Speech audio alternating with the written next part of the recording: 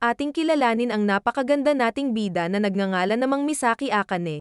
Kasalukuyan rin siyang pumunta sa may-ari ng bahay na kanyang pansamantalang tutuluyan habang nag-aaral, ngunit ang kwarto na binigay sa kanya ng landlady ay tila ba ang dami ng gamit na nakatambak. Ngunit maya-maya lamang ay may isang lalaki rin ang dumating na tila mangungupahan rin sa kwarto na kasalukuyan ngang kinuha ni Misaki. Kaya sa hindi inaasahang pagdating na iyon ng lalaki ay biglaan niya tuloy makikita si Misaki na kasalukuyan namang nagbibihis.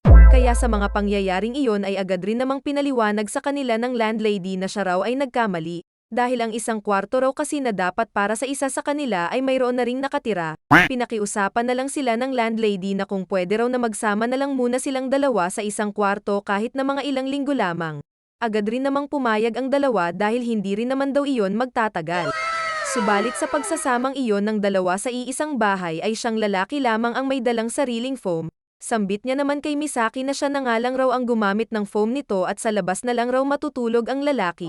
Ngunit nakonsensya naman si Misaki dahil doon kaya sambit niya sa lalaki na mag-share na lang raw sila sa foam nito. Kaya dahil doon sa unang gabi ng dalawa sa bahay ay tuluyan na nga silang nagtabi sa isang foam para matulog. Ngunit sa hindi inaasahan naman ni Misaki na may maririnig itong ingay sa kabilang kwarto na tila ba may magkasintahan ang kasalukuyang gumagawa ng kababalaghan.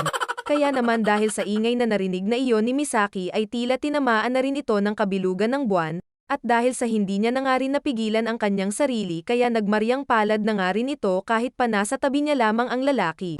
Ngunit ang ingay na ginagawang iyon ni Misaki ay maririnig din pala ng lalaki nang hindi niya inaasahan. At nang tuluyan na ngang nahuli ng lalaki ang kababalaghang ginagawa ni Misaki kaya lubos ang naging hiya nito.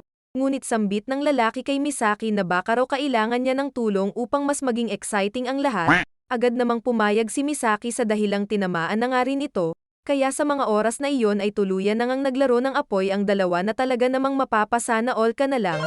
Ngunit makalipas ang mainit na gabi ng dalawa ay tila ba parang wala lang nangyari sa kanila.